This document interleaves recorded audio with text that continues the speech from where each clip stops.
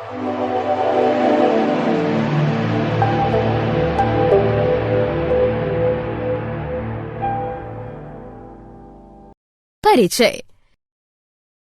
क्या तुम जानती हो कि भारत की भूमि सतह 43% मैदानों, 28% पहाड़ों तथा 30% से कम पर्वतों तथा पहाड़ों से घिरी हुई है। हाँ, तुम बिल्कुल सही कह रही हो।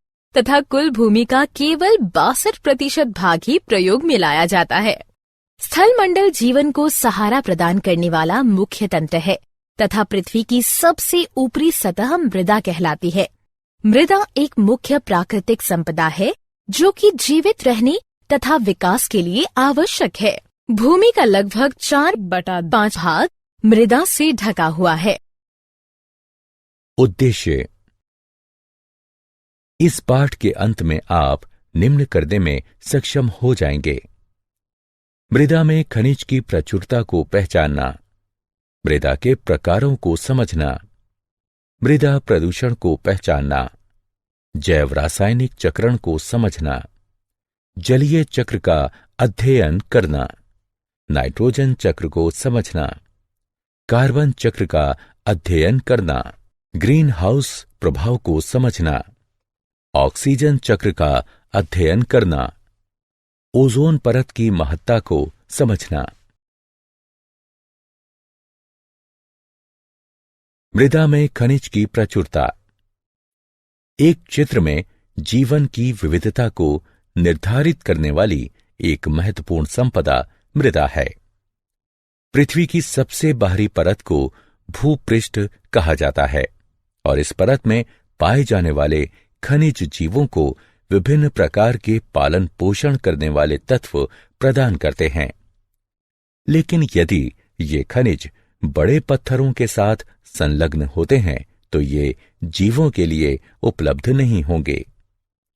हजारों और लाखों वर्षों के लंबे समयांतराल में पृथ्वी की सतह या उसके समीप पाए जाने वाले पत्थर विभिन्न प्रकार के भौतिक, रासायनिक और कुछ जैव प्रक्रमों के द्वारा टूट जाते हैं। टूटने के बाद सबसे अंत में बचा महीन कण मृदा है। वे कारक या प्रक्रियाएं जिनसे मृदा बनती है निम्न हैं। सूर्य।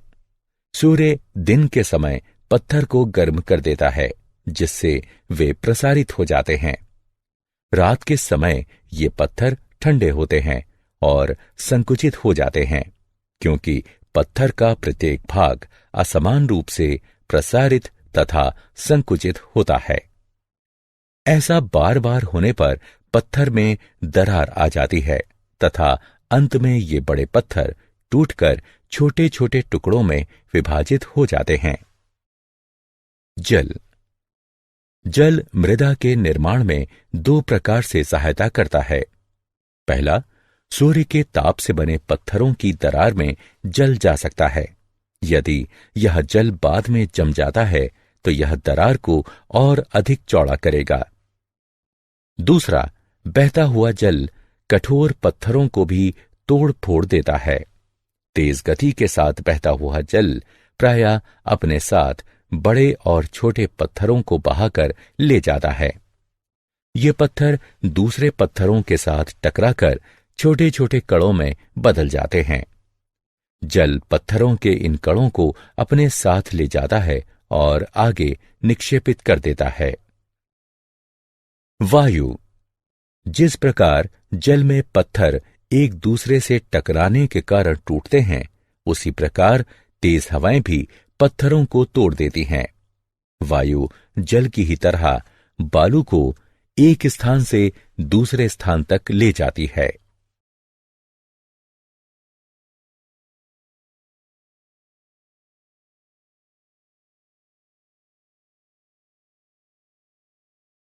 मृदा के प्रकार तथा भूमि प्रदूषण। मृदा एक मिश्रण है। इसमें विभिन्न आकार के छोटे छोटे टुकड़े मिले होते हैं। इसमें सड़े गले जीवों के टुकड़े भी मिले होते हैं जिसे ह्यूमस कहा जाता है।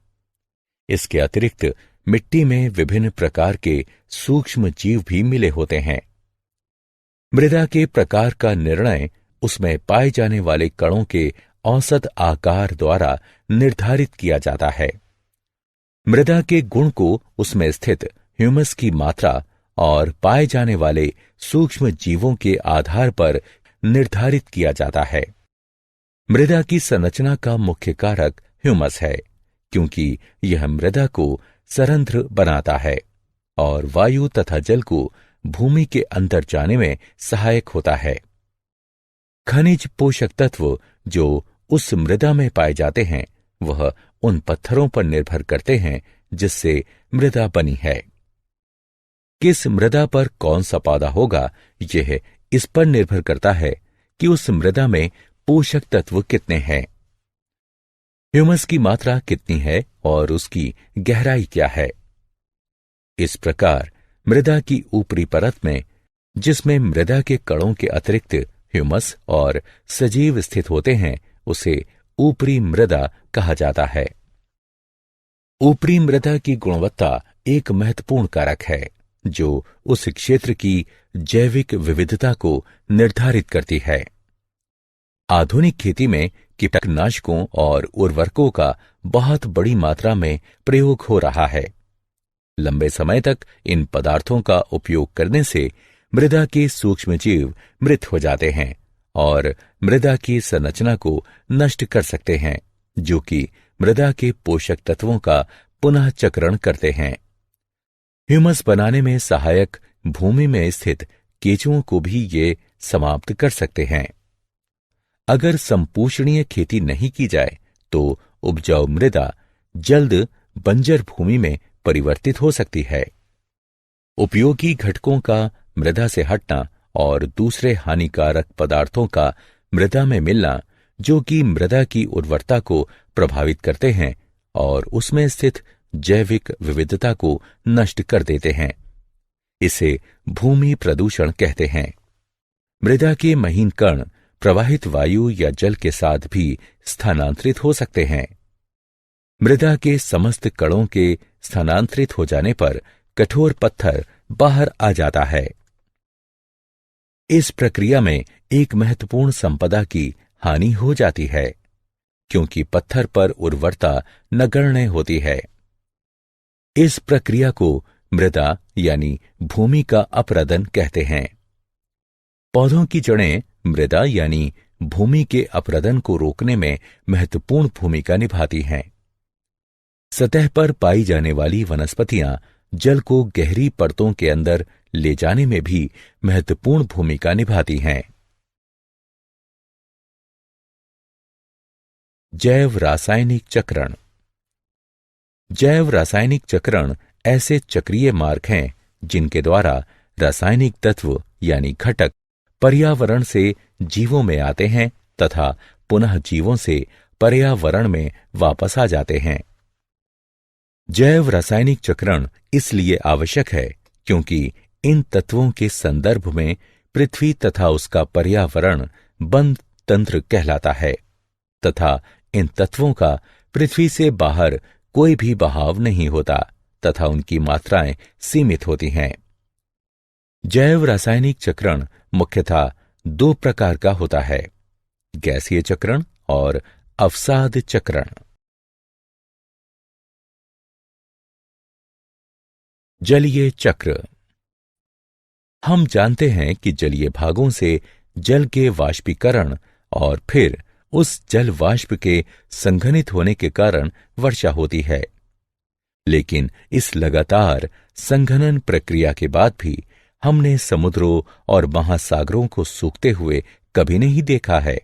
इसलिए हमारे मस्तिष्क में यह प्रश्न उठता है कि किस प्रकार यह जल इन जलीय भागों में वापस आ जाता है। इस प्रश्न का उत्तर यह है कि पूरी प्रक्रिया को, जिसके द्वारा जल जलवाष्प बनता है और वर्षा के रूप में सतह पर गिरता है और फिर नदियों के द्वारा समुद्र में पहुंच जाता है, इसे ही जलीय चक्र कहते हैं। ये सारा जल जो पृथ्वी पर गिरता है तुरंत समुद्र में वापस नहीं चला जाता है। इनमें से कुछ मृदा द्वारा सोख लिया जाता है तथा भूजल का कुछ हिस्सा बन जाता है। कुछ भूजल झरनों के द्वारा सतह पर आ जाता है या हम कूपों और नलकूपों के माध्यम से इसे अपने प्रयोग के लिए सतह पर लाते हैं। पानी विभिन्न प्रक्रियाओं के लिए स्थलीय जानवरों और पौधों द्वारा भी प्रयोग किया जाता है और आप जानते ही हैं कि पानी पदार्थों की एक बड़ी संख्या को घोलने में सक्षम होता है।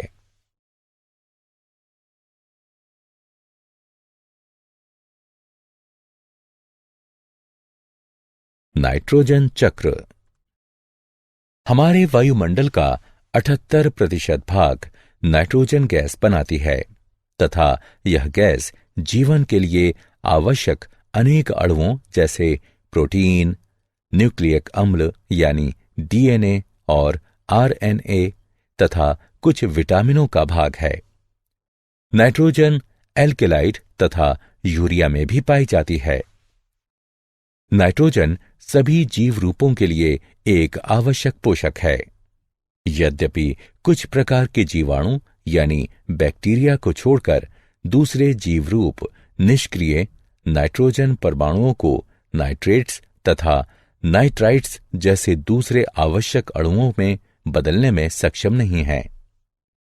नाइट्रोजन स्थिरीकरण करने वाले ये जीवाणु या तो स्वतंत्र रूप से रहते हैं या द्विबीजपत्री पौधों की कुछ स्पीशीज के साथ पाए जाते हैं। साधारणतः ये नाइट्रोजन को स्थिर करने वाले जीवाणु फलीदार पौधों की जड़ों में एक विशेष प्रकार की संरचना यानी मूल ग्रंथिका में पाए जाते हैं। इन जीवाणु के अलावा नाइट्रोजन परमाणु नाइट्रेट्स तथा नाइट्राइट्स में भौतिक क्रियाओं के द्वारा बदलते हैं। बिजली चमकने के समय वायु में पैदा हुआ उच्च ताप तथा दाब नाइट्रोजन को नाइट्रोजन के ऑक्साइड में बदल देता है।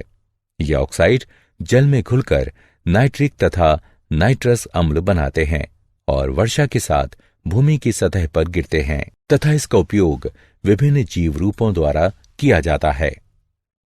सामान्यतः पौधे नाइट्रेट्स तथा नाइट्राइट्स को ग्रहण करते हैं तथा उन्हें अमीनो अम्ल में बदल देते हैं जिनका उपयोग प्रोटीन बनाने में होता है। कुछ दूसरे जैव रासायनिक विकल्प हैं जिनका प्रयोग नाइट्रोजन वाले दूसरे जटिल यौगिकों को बनाने में होता है। ये प्रोटीन और अन्य जटिल यौगिक जंतुओं द्वारा खपत की जाती है। जब जंतु या पौधों की मृत्यु हो जाती है तो मिट्टी में मौजूद अन्य जीवाणु विभिन्न यौगिकों में स्थित नाइट्रोजन को नाइट्रेट्स तथा नाइट्राइट्स में बदल देते हैं। अन्य तरह के बैक्टीरिया इन नाइट्रेट्स तथा नाइट्राइट्स को नाइट्रोजन तत्व में बदल देते हैं। इसी प्रकार प्रकृति में एक नाइट्रोजन चक्र होता है जिसमें नाइट्रोजन वायुमंडल में अपने मूल रूप से गुजरता हुआ मृदा और जल में साधारण परमाणु के रूप में बदलता है तथा जीवित प्राणियों में और अधिक जटिल यौगिक के रूप में बदल जाता है। फिर यह साधारण परमाणु के रूप में वायुमंडल में वापस आ जाता है। कार्बन चक्र। कार्बन पृथ्वी पर बहुत सारी अवस्थाओं में पाया जाता है। ये अपने मूल रूप में हीरा और ग्रेफाइट में पाया जाता है। यौगिक के रूप में यह वायुमंडल में कार्बन डाइऑक्साइड के रूप में विभिन्न प्रकार के खनिजों में कार्बोनेट और हाइड्रोजन कार्बोनेट के रूप में पाया जाता है, जबकि सभी जीव रूप कार्बन आधारित अणुओं जैसे प्रोटीन, कार्बोहाइड्रेट्स, वसा, न्यूक्लिक अम्ल और विटामिन पर आधारित होते हैं। बहुत सारे जंतुओं के बाहरी और भीतरी कंकाल भी कार्बोनेट लवणों से बने होते हैं। प्रकाश संश्लेषण की क्रिया जो सूर्य की उपस्थिति में उन सभी पौधों में होती है जिनमें कि क्लोरोफिल होता है, इस मूल क्रिया द्वारा कार्बन जीवन के विभिन्न प्रकारों में समाविष्ट होता है। यह प्रक्रिया वायुमंडल में या जल में घुले कार्बन डाइऑक्साइड को ग्लूकोज अणुओं में बदल देती है। ये ग्लूकोज अणु या तो अन्य पदार्थों में परिवर्तित हो जाते हैं अथवा अन्य जैविक रूप से महत्वपूर्ण अणुओं के संश्लेषण के लिए ऊर्जा प्रदान करते हैं।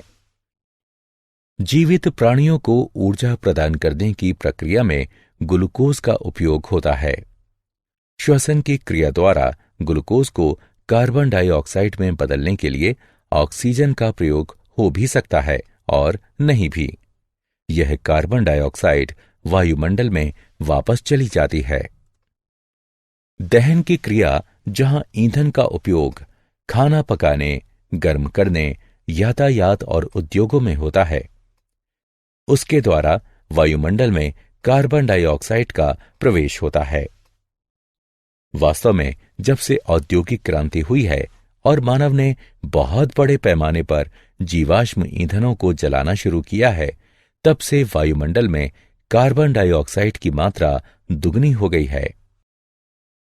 ग्रीन हाउस प्रभाव। ग्रीन हाउस प्रभाव एक प्रक्रिया है जिसके द्वारा एक ग्रह की सतह से ताप विकिरण वायुमंडलीय ग्रीन हाउस गैसों द्वारा अवशोषित हो जाती है और फिर सभी दिशाओं में विकीर्ण हो जाती है। उसके बाद विकिरण का कुछ भाग पुनः सतह की ओर वापस आ जाता है। ऊर्जा सतह और निचले वायुमंडल में स्थानांतरित हो जाती है। यदि सौर विकिरण द्वारा प्रत्यक्ष गर्मी केवल ऊष्मीय प्रक्रिया थी, तो परिणाम स्वरूप वहां तापमान अधिकतम होगा। वायुमंडल में विद्यमान कार्बन डाइऑक्साइड में वृद्धि से वायुमंडल में ऊष्मा की वृद्धि होती है तथा वैश्विक ऊष्मीकरण ग्लोबल वार्मिंग को बढ़ावा देती है। वैश्विक ऊष्मीकरण यानी ग्लोबल वार्मिंग के कारण समुद्र के स्तर तथा वैश्विक तापमान में वृद्धि होती है। यह कृषि पर भी प्रतिकूल प्रभाव डालती है तथा तूफान, चक्रवात और बाढ़ की संभावना को बढ़ावा देती है। तापमान और आर्द्रता में वृद्धि के कारण रोग में वृद्धि हो सकती है।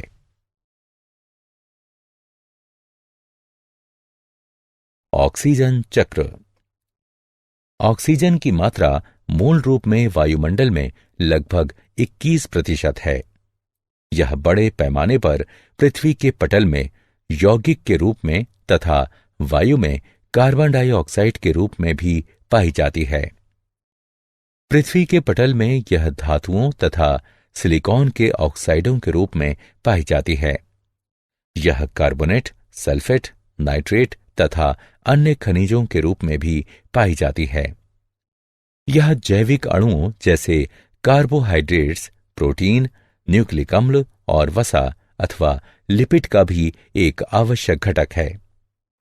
ऑक्सीजन चक्र वायुमंडल में ऑक्सीजन की मात्रा को संतुलित रखता है। वायुमंडल में ऑक्सीजन का उपयोग 3 प्रक्रियाओं में होता है, जिनके नाम हैं श्वसन, दहन तथा नाइट्रोजन के ऑक्साइड के निर्माण में। केवल एक प्रमुख प्रक्रिया द्वारा ही ऑक्सीजन पुनः वातावरण में लाई जाती है। वह प्रक्रिया प्रकाश संश्लेषण है। ओजोन परत। ऑक्सीजन सामान्यतः एक द्विपरमाणविक अणु के रूप में पाई जाती है।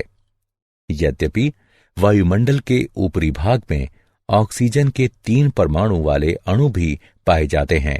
इसका सूत्र O3 होता है तथा इसे ओजोन कहते हैं। ऑक्सीजन के सामान्य द्विपरमाणविक अणु के विपरीत ओजोन विषैला होता है। हम भाग्यशाली हैं कि ओजोन पृथ्वी की सतह के नजदीक स्थिर नहीं रह पाता है। यह सूर्य से आने वाले हानिकारक विकिरणों को अवशोषित करती है। इस प्रकार ये उन हानिकारक विकिरणों को पृथ्वी की सतह पर पहुंचने से रोकती है, जो कि कई जीव रूपों को हानि पहुंचा सकते हैं। हाल ही में ये पता चला है कि ओजोन परत का ह्रास होता जा रहा है। मनुष्य के द्वारा बनाए गए विभिन्न प्रकार के यौगिक जैसे क्लोरोफ्लोरोकार्बन यानी CFC वायुमंडल में स्थित अवस्था में उपस्थित हो जाते हैं। CFC यानी क्लोरीन तथा फ्लोरीन युक्त कार्बन यौगिक है। ये बहुत स्थायी होते हैं तथा किसी जैव प्रक्रिया द्वारा भी विघटित नहीं होते हैं। एक बार जब वे ओजोन परत के समीप पहुंचते हैं, वे ओजोन अणुओं के साथ प्रतिक्रिया करते हैं। इसके परिणाम स्वरूप ओजोन की परत में कमी आई और हाल ही में अंटार्कटिका के ऊपर ओजोन परत में छिद्र पाया गया। ओजोन परत के और भी अधिक क्षीण होने के कारण पृथ्वी पर जीवन पर पड़ने वाले प्रभावों के विषय में कल्पना करना भी कठिन है। अतः बहुत लोगों के विचार में ओजोन की परत के क्षीण होने की प्रक्रिया को रोकने के प्रयास आवश्यक हैं। अतः लोगों को ओजोन परत के भविष्य में होने वाले क्षय को रोकने के लिए प्रतिबद्ध होना चाहिए। क्या आप जानते हैं, पिछले कुछ दशकों से प्रत्येक वर्ष दक्षिणी हेमिस्फीयर शीत के दौरान क्लोरीन तथा ब्रोमीन की रासायनिक अभिक्रियाओं से दक्षिणी ध्रुवीय भाग में ओजोन परत का क्षय काफी तेजी से हो रहा है। इस क्षय वाले भाग को ओजोन छिद्र कहते हैं। ओजोन छिद्र का आकार नक्शे के कुल ओजोन कॉलम को मापकर किया जाता है।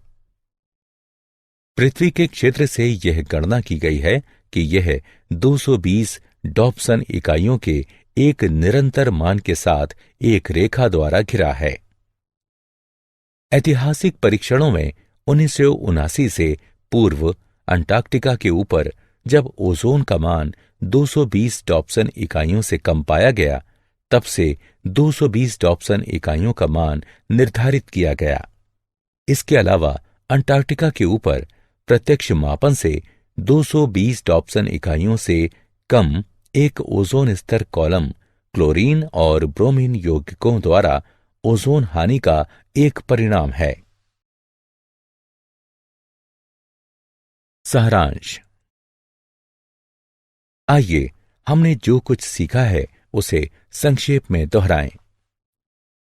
विभिन्न प्रकार के पोषक तत्व चक्रीय रूपों से पुनः उपयोग किए जाते हैं। इस कारण जैवमंडल के विभिन्न घटकों में एक निश्चित संतुलन स्थापित होता है। वायु, जल तथा मृदा का प्रदूषण जीवन की गुणवत्ता और जैव विविधताओं को हानि पहुंचाता है। हमें अपनी प्राकृतिक संपदाओं को संरक्षित रखने की आवश्यकता है और उन्हें संपोषणीय रूपों में उपयोग करने की आवश्यकता है।